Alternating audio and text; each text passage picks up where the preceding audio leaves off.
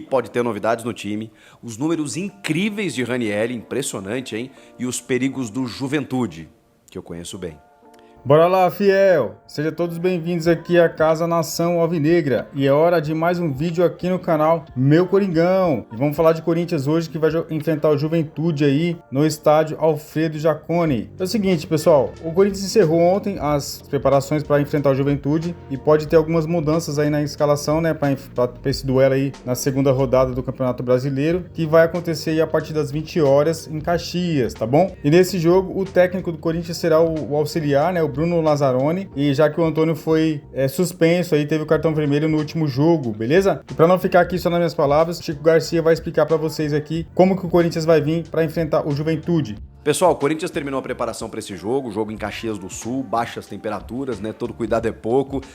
O reencontro, né, com o Juventude, que está de volta à Série A, e com algumas possibilidades de mudanças. O Diego Palacios segue de fora ainda, então o lateral vai ser o Hugo, ele não foi nem relacionado, né, o equatoriano, e tem uma possibilidade de mudança no meio, seja com o ingresso, o retorno do volante Maicon, ou meio-campista Maicon, né, porque segundo o Antônio ele não é volante, que está recuperado, e aí ele entraria no lugar do Fausto Vera, que está tentando ser resgatado aí, né, pela comissão técnica alvinegra, mas não está conseguindo, né? O Maicon hoje eu acho que é titular absoluto. Eu gostaria de ver mais o Breno Bidon, mas simplesmente sacaram o menino para dar uma chance para o Fausto Vera, o que eu achei bem estranho. Acho que o Breno Bidon, na ausência do Maicon, ele deveria jogar. E agora o Maicon voltando, ele ocupa a sua função de titular ali ao lado do Ranieri no meio-campo e do Rodrigo Garro.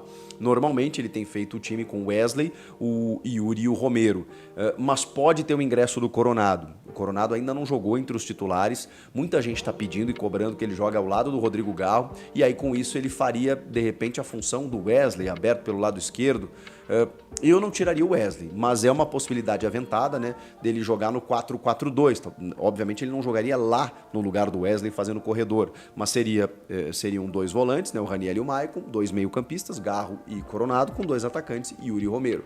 Nesse sentido, um 4-4-2 mais equilibrado, mas aí o Antônio teria que mudar o sistema também, isso poderia acontecer. Acho muito difícil que ele mexa no sistema e na estrutura, então creio que Coronado para segundo tempo, Maicon pode sim retomar a condição de titular, o restante é já conhecido, né? Com o Félix Torres, o Gustavo Henrique, na direita o Fagner, na esquerda o Hugo, com o Cássio no gol. Essa deve ser a equipe do Corinthians para encarar o Juventude.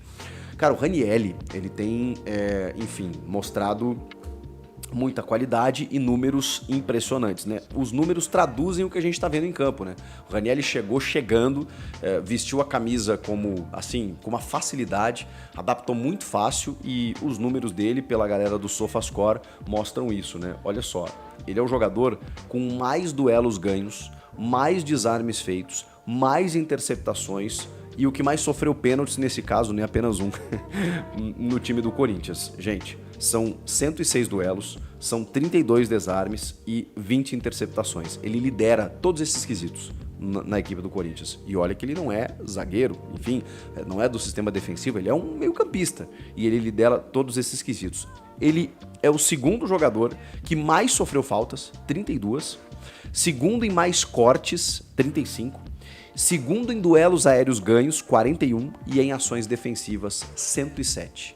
Esse é o Ranieri, camisa 14, que tá assombrando, titular absoluto e não se machuca, né? Joga todos os jogos a pleno, com muita disposição, muita garra.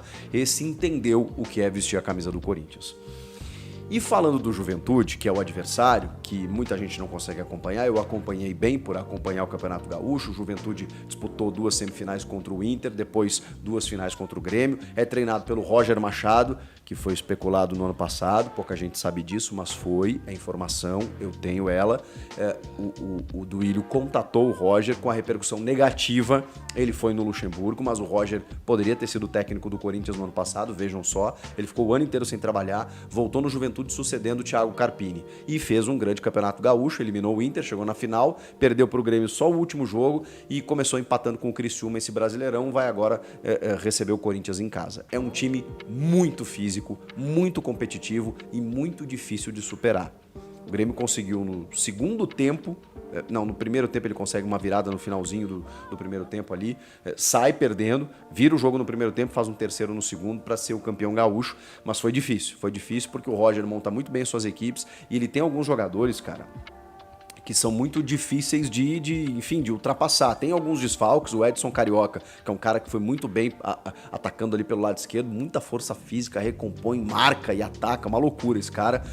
E o Gilberto, o Gibagol, né, que todo mundo conhece, que também acabou sofrendo uma lesão muscular de última hora. Então, a escalação deve ter o Gabriel Vasconcelos no gol, que fez um bom campeonato gaúcho, o João Lucas, aquele lateral que veio do Santos, o Rodrigo San, que a gente conhece muito bem aqui do interior de São Paulo, já jogou em várias equipes, muito forte fisicamente.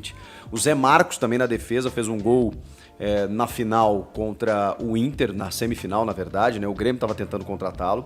E o Gabriel Inocêncio, lateral esquerdo, aquele ex-Água Santa. No meio-campo, o Jadson corre uma barbaridade. Kaique Gonçalves, meu Deus do céu, o que esse maluco correu nos jogos contra o Inter e contra o Grêmio.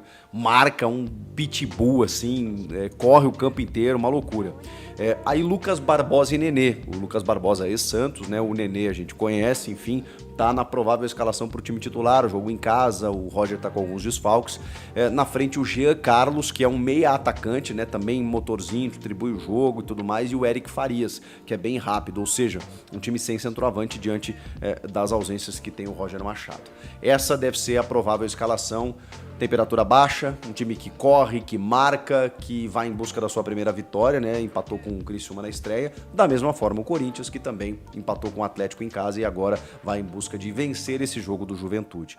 E é isso aí, Fiel. O que você achou aí dessa explanação sobre o Corinthians para enfrentar o Juventude? O que você acha dessas possíveis mudanças aí? O que você acha do Coronado entrar de titular? Pode ser que ele entre no segundo tempo, mas na minha opinião, ele deveria entrar de titular já para testar de cara, porque ele é um jogador muito bom, na minha humilde opinião. Beleza? E a provável escalação do Corinthians é o Cássio, Fagner, Félix Torres, Gustavo Henrique e Hugo ali pela lateral, Raniel, Maicon ou Fausto Vera, Rodrigo Garro, Romero, Wesley ou o Igor Coronado e Yuri Alberto. E aí, o que você acha dessa escalação? Quem você acha que deve jogar? Deixa aqui nos comentários, que a sua opinião é muito importante para nós. E claro, não esquece de se inscrever para dar uma moral pra gente aqui. E se você tem um palpite aí para Corinthians e Juventude, coloca aqui nos comentários quanto você acha que vai ser o jogo de hoje. Você acha que vai ser uma vitória magrinha aí de 1-0? Você acha que vai ser 0-0? Qual é o seu palpite para o jogo de hoje? Você acha que o Coringão ganha com facilidade? O que você acha aí? Bota aqui nos comentários pra gente. E é isso aí. Mais que um time de futebol, o Esporte Clube Corinthians Paulista representa uma história de referência, superação, uma paixão e conquistas inesquecíveis. E claro, vai Corinthians!